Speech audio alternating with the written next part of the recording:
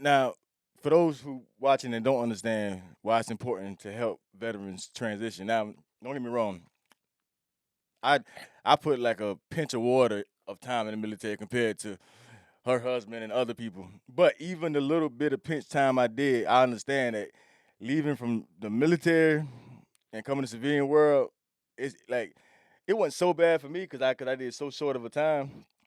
But it still was a period I had to adjust. So I can only imagine someone who did 20, Hmm. know what I'm saying, 15 years. It's like you, this world of structure, this world is this whole different world till we come out here and it's like it's literally like a whole different world. And it's like it's that's definitely something important and needed, especially for the people who put their life on the line for our countries. Hmm. But I just wanted the people to understand Yeah. what you do, so that because you was talking about your husband and the state he was in and what inspired you. Yeah. Can you like I just want to get the foundation about that, but can you like tell us like whatever you can about like what you saw in your husband and what what Yeah. was Yeah, I will go there a little bit too.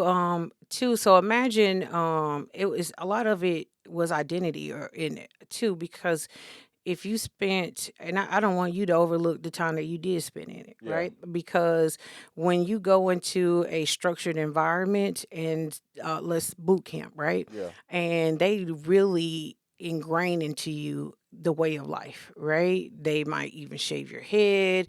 They give you, they give you structure. They give you regiment.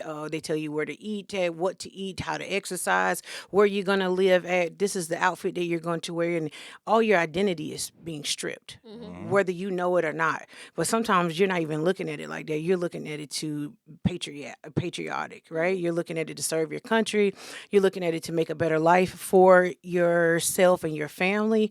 Right. And a lot of times people, they just want to serve their country, Hmm. protect the freedoms that we take. Sometimes some people take for granted every day that we have just to, that's true yeah, just to be able to do the things like this podcast, yeah Right. right? that's true And so too, I think too the identity part of it is a lot. They start to um sacrifice, but it doesn't even seem like a sacrifice because it's so rewarding yeah as well too, right? yeah So it's only like a small 1% to be able to serve.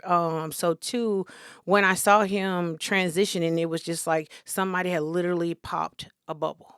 Hmm. We knew the bases that we were living in, too. We've lived so many different places, right? So we never had to figure out. And the time of our marriage, the time I met my husband, he had already did 3.5, almost 4 years as a single soldier for himself. So to me, we got married. I was 19 and he was 21 years old. That was so young, right? yeah We've Hmm. been married now 24 years. Wow. congratulations Yeah, thank you Congratulations. so much. And that is, too, that's with his own challenges, Hmm. right?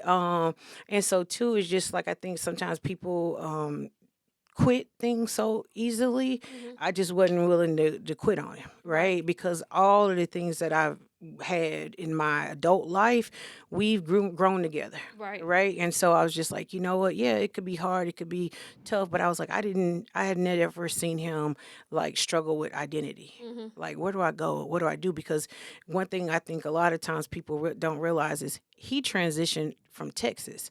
Hmm. So a lot of the things that when he went through the programs that he went through there didn't apply here in Hmm. Georgia, mm. right? And so too, it's just like, okay, I know I learned that over there. And sometimes it's at such a fast pace that it's like drinking from a water hose, Hmm. Ooh. right? Hmm. And so now you say, okay, on top of that, our situation was a little bit different because I had an aggressive career too. I was living in Virginia before I moved here. He was in San Antonio. So we hadn't even lived in the same home together. At that time, 3.5, 4 years, Wow. right? And a lot of people didn't realize that, right? Hmm. But he was flying every month Hmm. to Virginia from San Antonio to God, once to twice a month at least at a Right. minimum, right? To make sure that our family stayed together as a Right. unit, right? So then now add that on top of I'm transitioning out. But I now have to get acclimated back into my home, make sure that he set himself as back as the head of the household. Two is just layers on layers on layers on things. Mhm. So I tell people like God give you a wife as a helpmate. Mhm. For a reason.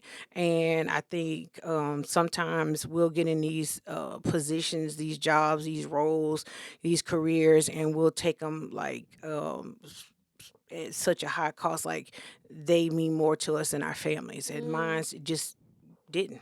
Mhm. Because I knew that I wouldn't have that career if it wasn't for him. I didn't Mhm. even know anything about a GS system, a government system, until we had lived in Okinawa, Japan. Mhm. And I would have never been there had it not been for him. Mhm.